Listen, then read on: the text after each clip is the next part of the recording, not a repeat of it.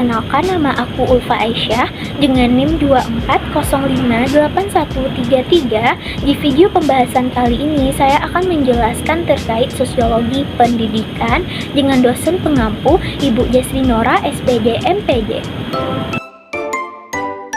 Nah, video pembahasan kali ini saya akan membahas tentang sosiologi pendidikan dan bagaimana pendidikan itu berhubungan dengan kekuasaan, kelas sosial hingga perubahan masyarakat khususnya dalam konteks Indonesia.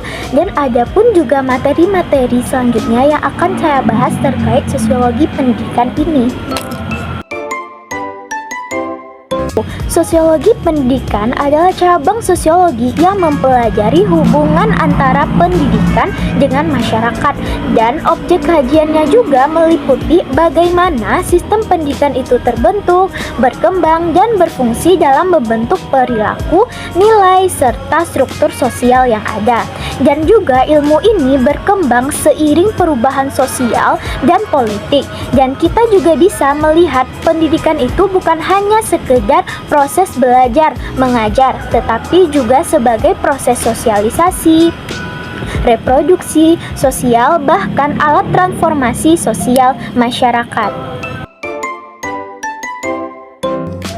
Dan juga terdapat pendidikan dan perkembangannya di masyarakat.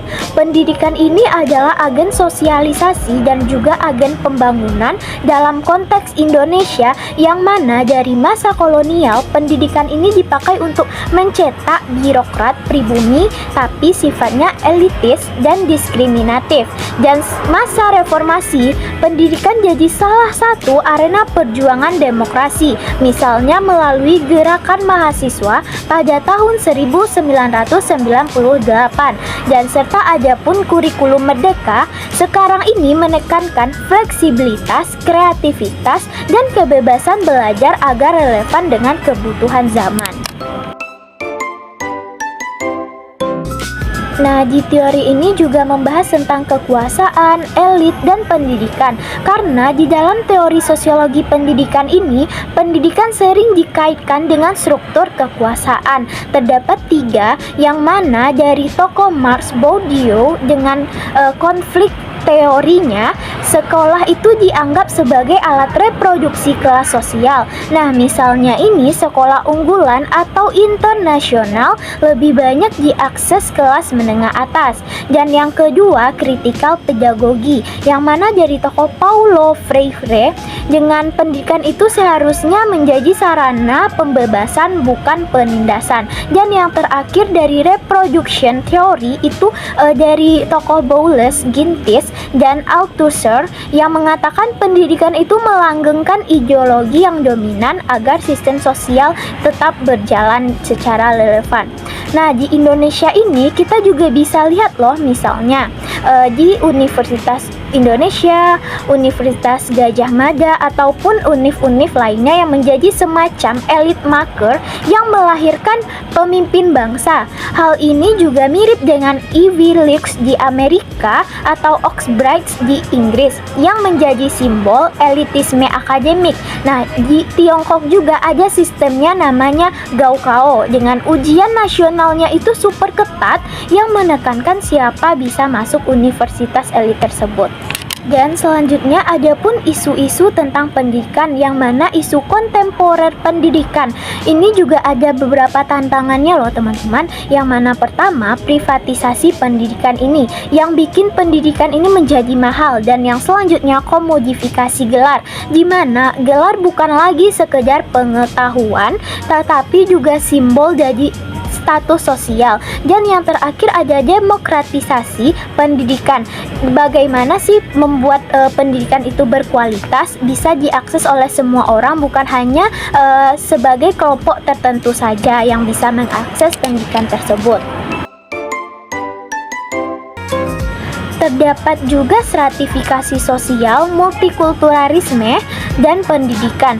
Karena pendidikan ini juga berhubungan loh dengan stratifikasi sosial, bukan hanya soal kelas, tapi juga gender, etnis, migrasi, hingga disabilitas. Nah, misalnya ini akses pendidikan perempuan di daerah pedesaan yang masih tertinggal atau sering tertinggal. Nah, selain itu juga pendidikan berperan dalam sosialisasi kebudayaan. Artinya itu lewat sekolah kita bisa belajar bagaimana menghadapi keberagaman baik itu budaya, bahasa maupun agama. Nah, di sosiologi pendidikan ini, pendidikan juga sebagai agen perubahan loh. Pertanyaannya itu, apakah pendidikan hanya melestarikan status quo atau justru bisa menjadi motor perubahan?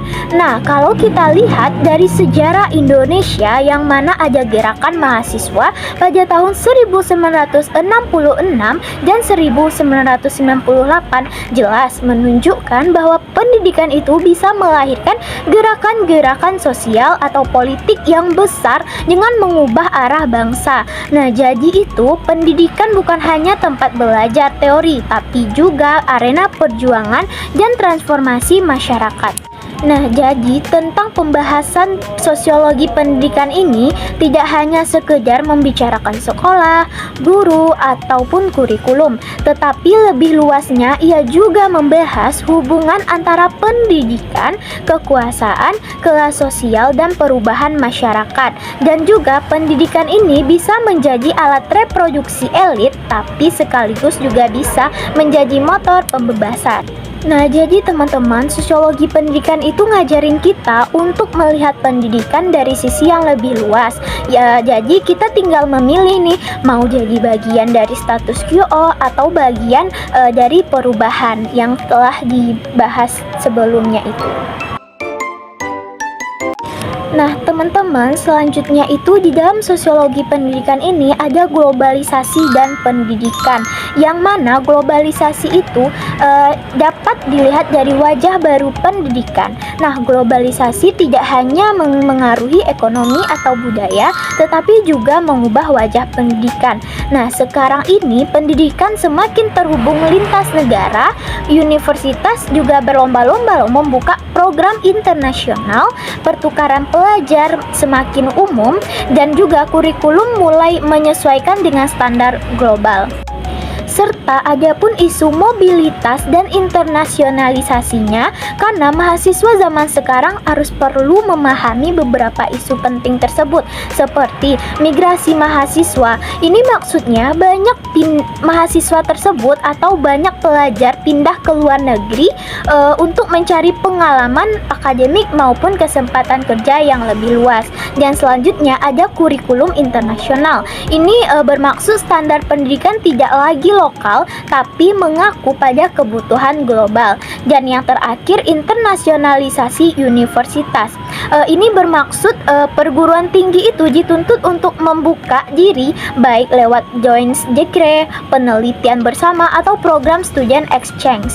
Dari semua ini kita harus penting agar bisa mempersiapkan diri untuk menghadapi dunia global yang kompetitif ini. Dan juga ada pun peran lembaga global seperti lembaga-lembaga OECD dan UNESCO yang punya peran besar di dalamnya. OECD ini sering memberi standar dan evaluasi sistem pendidikan yang bisa jadi acuan negara-negara. Dan juga UNESCO ini juga mendorong pendidikan yang inklusif, adil, dan berkelanjutan dengan sejalannya agenda SDGs. Artinya itu pendidikan sekarang tidak bisa dipandang hanya dari konteks nasional saja, tapi juga harus bisa dilihat dari perspektif global.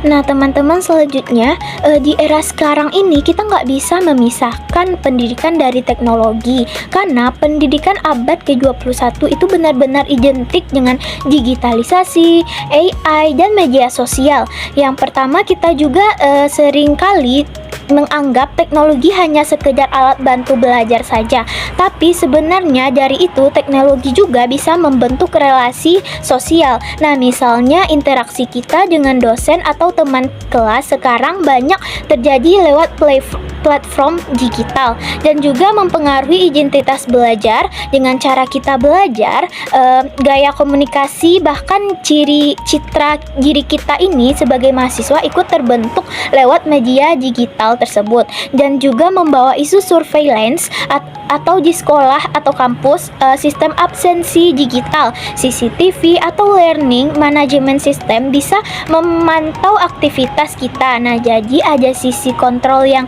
perlu kita sadari ya teman-teman semuanya. Pendidikan teknologi ini ada peluang EdTech-nya. Teknologi pendidikan atau EdTech banyak juga berpeluang untuk membuka akses belajar lebih luas, terutama lewat kelas online dan platform digital, dan membantu personalisasi belajar, misalnya lewat AI yang bisa menyesuaikan materi dengan kebutuhan kita, dan juga mempercepat kolaborasi karena kita bisa belajar dari riset bareng dengan orang dari berbagai negara. Tapi ada pun juga loh tantangannya dari pendidikan teknologi ini atau teknologi pendidikan. Tentu ada tantangannya teman-teman, terutama di konteks Indonesia dan global, seperti kesenjangan digital. Masih banyak daerah yang sulit akses internet atau perangkat belajarnya, dan juga kualitas konten, karena tidak semua materi online punya standar akademik yang jelas, dan juga ada ketergantungan teknologi. Kita perlu hati-hati supaya tidak sekedar tergantung pada gadget tanpa mengembangkan critical thinking kita. Sebagai mahasiswa itu kita perlu kritis dalam melihat teknologi zaman sekarang ini.